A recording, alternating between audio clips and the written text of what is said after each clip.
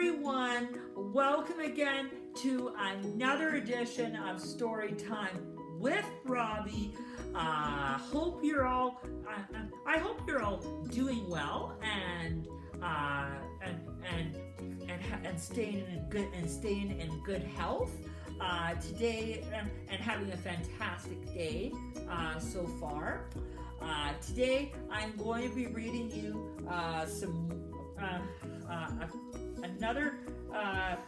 one more wild animal themed book.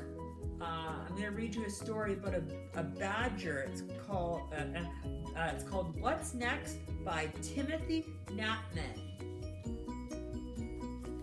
And then I'm going to read you a story, a new story about farm animals. It's called The Farm That Mac Built by Tammy Sewer. And then a couple of new bunny stories for you. The Bold Brave Bunny by Bev Ferry. And Wolfie the Bunny by Aim Dykeman. Hope you and also also please let me know at the end when you comment on the video. Please let me know what your favorite book was that I read. I really want to hear your feedback. Hope you enjoy. Let's get started.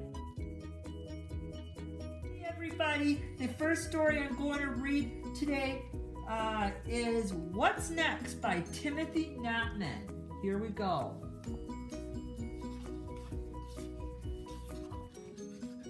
Baby Badger slept all day in the snuggly dark of his underground home and woke up as night was falling. The moment his eyes were open, his world was open. He would go exploring. Soon he knew his underground home inside out. And that's when Baby Badger said, "What's next? There's a whole forest up above us," said Daddy. "Can we go exploring there as well?" said Baby Badger. "Of course, my darling," said Daddy. So the next night, Daddy took Baby Badger to the forest up above. Daddy showed Baby Badger the softest moss to roll in. Baby Badger said, "What's next?" Daddy showed Baby Badger where to go snuffling for bluebell bulbs. Baby Badger said, "What's next?" Daddy even showed Baby Badger the perfect place to see the moon and the stars. "Thank you, Daddy," said Baby Badger. "What's next?" "Bedtime, my darling," said Daddy. "The silver moon is sinking in the sky, and soon it will be day." So, day is what's next, said Baby Badger as they walked home. "What is day like?" "It's been a long time since I saw a day," said Daddy. "I'm always fast asleep," and that set Baby Badger wondering. He was wondering so much that he just couldn't sleep, so he decided to go and see what day was like. Day smelled warm and fresh and just been rained on. Baby Badger stepped out of his underground home and into a world of green grass and orange flowers, red berries, brown birds, and purple butterflies. "Oh my," said Baby Badger, blinking. "This is what's next." It was like a whole different forest. And Baby Badger went exploring. He found the softest moss to roll in, only now it was cozy green. He found the bluebell bulbs only now the flowers were bright blue. He found their perfect place. Only now he could see the yellow sun and the blue sky. But the sun was very bright in his eyes and hot on his thick fur. Baby Badger yawned. It was long past his bedtime and he wanted to go home, but he didn't know how. "What's next?" cried Baby Badger, but there was nobody around to answer, and that's when he saw Daddy! "There you are, my darling," said Daddy. "What are you doing out of bed?" "I wanted to know what's next," said Baby Badger. "I know what's next," said Daddy. "Sleep.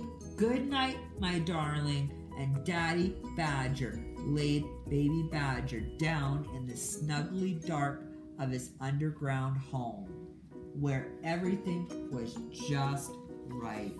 The end. Alrighty, everybody. The second story I'm going to read you today is The Farm That Mac Built by Tammy Sewer. Here we go.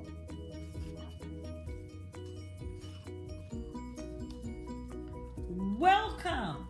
Hello and welcome to Animal Theater. Today's performance is based on the mostly true story of Old MacDonald.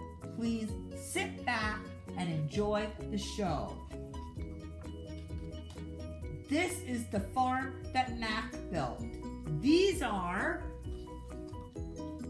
the pigs, oink, that live on the farm that Mac built. These are the cows, moo, that joined the pigs, oink, that live on the farm that Mac built. These are the monkeys. Oh dear, monkeys do not belong on a farm. Shoo, shoo. Now where were we? Ah, yes, these are the sheep. Baa! That spring past the cows. Moo! That join the pigs. Oink! That live on the farm that Mac built. These are the kangaroos. He, ha, he. My apologies. Ahem. This is the horse, neigh, that pranced by the sheep. Baa! That sprang past the cows. Moo! That joined the pigs. Oink! That live on the farm that Mac built. These are, oh, fiddlesticks. These are the chickens, cluck, that zip past the horses.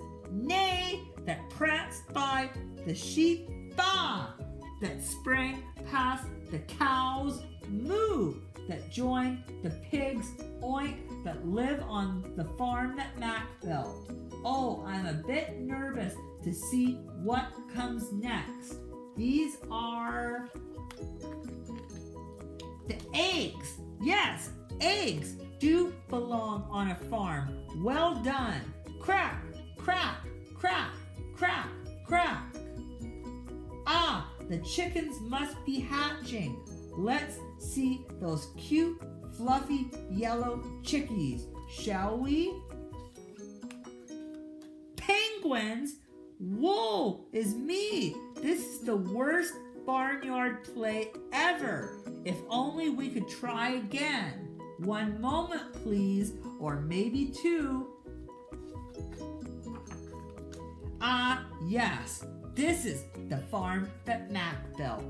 These are the chicks, cheep, that popped from the eggs, crack, that rolled by the chickens, cluck, that zipped past the horse, neigh, that pranced by the sheep, baa, that sprang past the cows, moo, that joined the pigs, oink, that live on the farm that Mac built. Thank you for being such a lovely audience. We at the Animal Theater would like to wish you a wonderful rest of the day. Cheep, cheep, oink.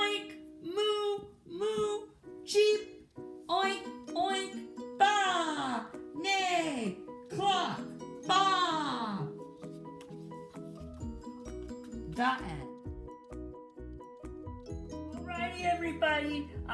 The third story I'm going to read you today is The Bold, Brave Bunny by Bev Ferry.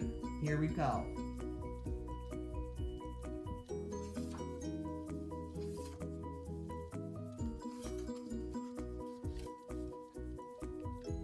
Tito the bunny lived in a very small burrow with his mother and father and brothers and sisters and aunt and uncle and cousins. There were so many bunnies, it wasn't even funny. When he turned left, bunnies. When he turned right, bunnies. When he turned the pages on his brand new book, more bunnies. A is for ant eater. B is for bunny.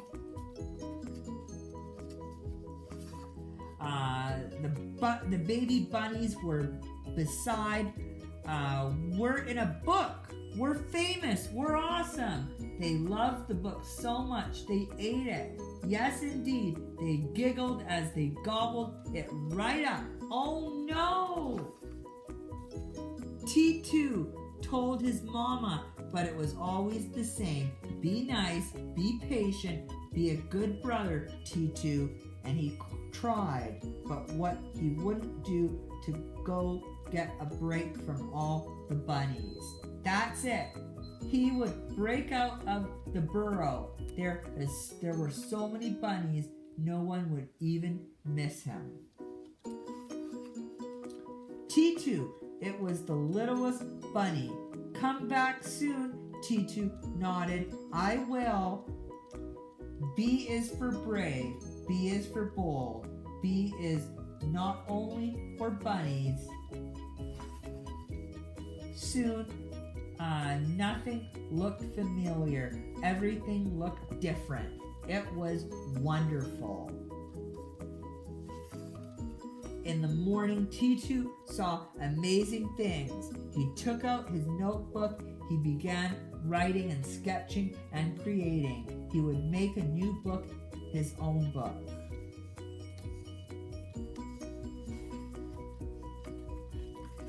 He traveled by sunlight, by starlight, by moonlight, by flashlight, until his book was done. It was time to head home. T2 was tired and hungry and lost. He hugged his book tightly, wishing for a carrot, wishing for comfort, wishing for bunnies. T2 turned and saw his mother and father, brothers and sisters and aunt and uncle and cousins. There were so many bunnies, it was actually funny. From the tips of their ears to the fluff of their tails, they made a chain of bunnies that led all the way back home. We missed you, the littlest bunny said, and T2 realized he had missed them too. He held up his book. Look, the baby bunnies were beside themselves. You're famous. You wrote a book. You're awesome. We're lucky, said the littlest bunny. Lucky you belong to us. And T2 realized he was lucky too. Because B is for brave, B is for bold, B is for belonging, and there was nothing better than that. The end. Alrighty, everybody. The fourth story I'm going to read you today is Wolfie the Bunny by Aim Dykeman. Here we go. The bunny family came home to find a bundle outside their door. They peeked, they gasped. It was a baby wolf. He's adorable, said Mama. He's ours, said Papa. He's going to eat us all up, said Dot. but Mama and Papa were too smitten to listen. Wolfie slept through the night. Dot did not. Mama served carrots for breakfast. He likes them, said Mama. He's a good eater, said Papa. Speaking of eating, said Dot, he's going to eat us all up. But Mama and Papa were too busy taking pictures to listen. Dot's friends came by to see the baby. He's sleeping, whispered Mama. He's a good sleeper, whispered Papa. He's going to eat us all up, they screamed. No kidding, said Dot. Let's play at your house. For the first time, Wolfie cried, but Dot was too far away to hear him. When Dot returned, Wolfie was waiting. Everywhere Dot went, Wolfie went too. He's drooling on me, said Dot. He's a good drooler, said Papa. The days passed and Wolfie grew, so did his appetite. When Mama opened the cupboard, she got a surprise. The carrots, said Mama, they're gone. Oh no, said Papa. He ate them all up, said Dot. Carrot Patch, EST 980, Co-op.